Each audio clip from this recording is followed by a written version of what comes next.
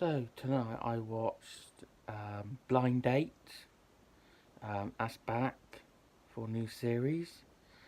That's with presenting it is Paul Grady and Melanie Sykes do the talk bit.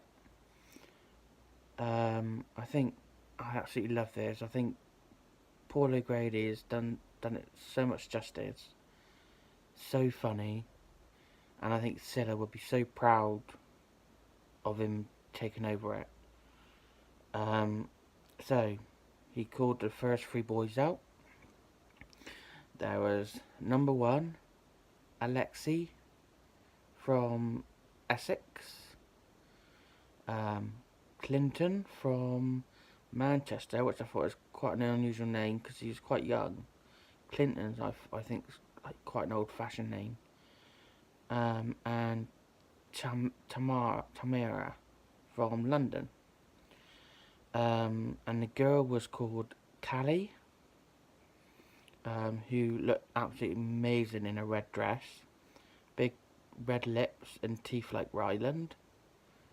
When she first came out, I thought she would be really suited with number three, which is Tamira, but he doesn't seem very like confident. Um, I find Alexei, which is number one, really like not up himself, but fancies himself quite a bit. Um, and then the lads had brilliant answers to all of the questions. I don't know whether they get given a question beforehand so they can think of an answer, or they got to do it just like that. So I might try and go to one of their shows to find out about that. Yeah, then I wanted her to choose number three, which is Tamara. And my mum wanted her to choose number two, which was Clinton. But she chose number one. Wrong choice, I think. And they had to pick an envelope, which she done, to see where they were going on a date. And they were going to South Africa. So we'll find out next week how the date got on, but I don't think it'll go that well, to be honest. Then they showed a couple from the last series, from the last episode, to see how they got on with their date. They went to Nice, and they met a cooking teacher, and she gave them a list of ingredients that they had to get, but it was in French. And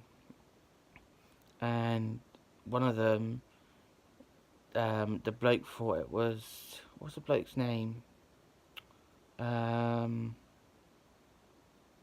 was it? Can't think of his bloody name now. But anyway, he thought there was a word on there. He thought it was some sort of yogurt or something, but it wasn't. It was goat's cheese. So yeah. Then after that, I said Chris. That's his name. I think the guy he done better at cooking. And after obviously all of that, they had a few drinks and all that, and he bought her a gift, which I thought was quite nice. They seemed to get on really well, but she's really, really chatty.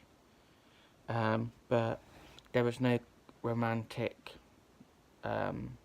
connection, so they just stayed as friends.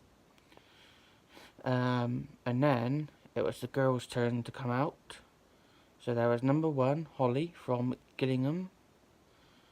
Number two, Joe from Manchester. And number three, Cherry from Kent. I would choose number 1 if that was me. And then Barry John came out, other known as BJ. Good looking guy.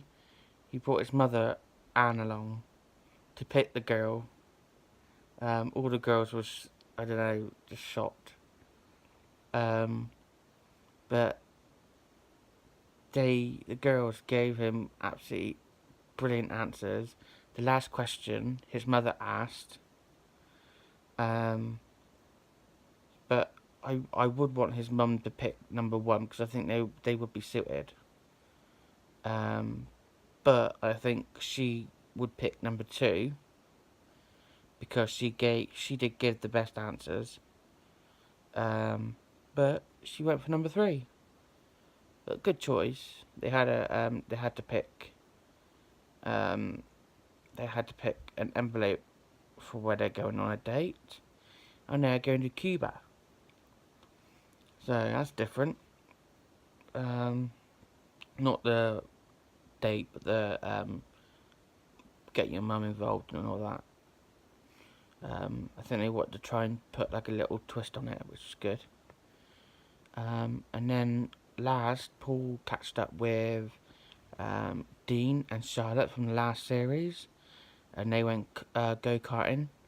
Then they had I think he won that. Then they had a walk along the canal. But it was, you could tell it was more of a friendship than anything. But it was nice that Dean was honest about his like stress disorder after obviously being in the army and seeing all the stuff that happened. So yeah, it was good for him to open up. So yeah, I look forward to seeing how the other 2 got on their date next week, and seeing more blind dates.